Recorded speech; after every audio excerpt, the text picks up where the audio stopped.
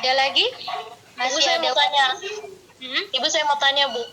Bu, kalau misalnya tadi kan orang ke Papua kan sebelum ke Papua harus minum doksisiklin ya Bu sebagai pencegahan. Terus sebenarnya doksisiklin di sini itu berperan itu sebagai apa sih Bu? Terus kalau misalnya orangnya misalnya bolak-balik gitu ke Papua, terus dia bisa jadi resisten gitu nggak sih Bu? Apakah setelah dia kepergian yang kedua kali dia nggak usah minum doksisiklin lagi gitu Bu? Ya, jadi kan doksisiklin ini kan untuk mencegah agar tidak terjadi infeksi ya. Jadi dia mempengaruhi imunitas tubuh. Jadi kalau misalkan untuk pasien yang dia harus bolak-balik ya mau tidak mau harus menggunakan profilaksis. Tapi kalau profilaksinya kepanjangan dia kan juga berbahaya untuk pasien. Jadi ya itu tadi kalau memang dia harus bolak-balik seperti itu ya dia harus menjaga agar jangan sampai dia tergigit. Iya Bu, berarti pakai pencegahan yang lain kayak tadi pakai serangga gitu ya Bu? Iya, pokoknya bagaimana caranya dia tidak tergigit ya. Itu untuk yang bolak-balik, tapi kalau yang cuma sesekali saja ke sana ya sudah kan dia berarti kan profilaksisnya kan jarang digunakan. Oh, ya Bu, oke Bu. Ya makasih Bu. Ada lagi? Mau nanya Bu, Ya. penggunaan DHP pada bayi berusia 6 bulan apa ada efek sampingnya berarti Bu? Setiap obat itu pasti ada efek samping. Ya, makanya itu kan ketika seseorang itu didiagnosa apalagi anak bayi ya, itu kan monitoringnya ketat. Untuk malaria tuh monitoringnya ketat sekali loh.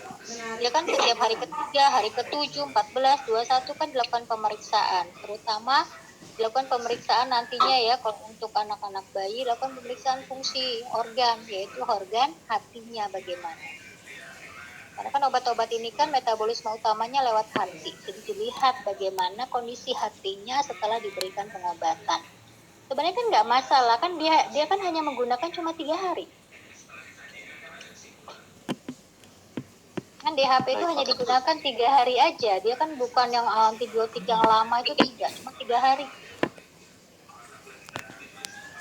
Iya Bu, makasih Bu. Ada lagi? Masih ada waktu 2 menitan? Enggak.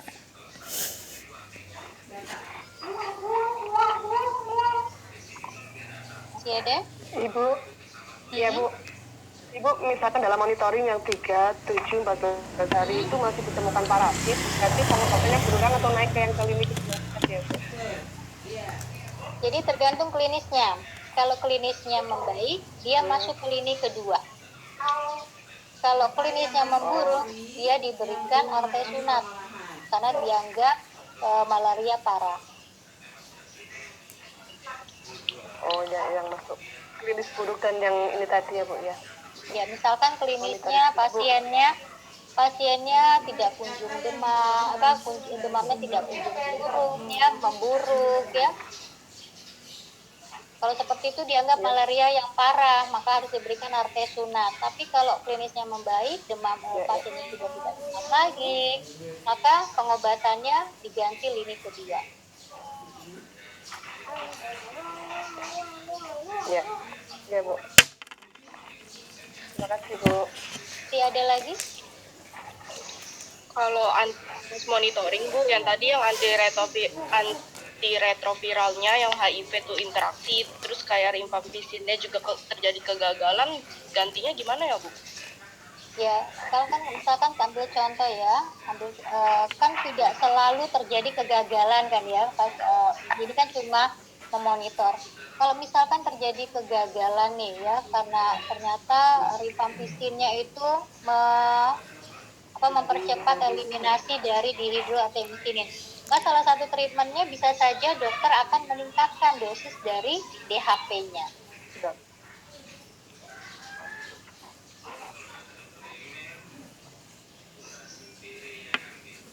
Jadi itulah perlunya monitoring, karena kan interaksi yang terjadi itu tidak selalu pasti akan terjadi.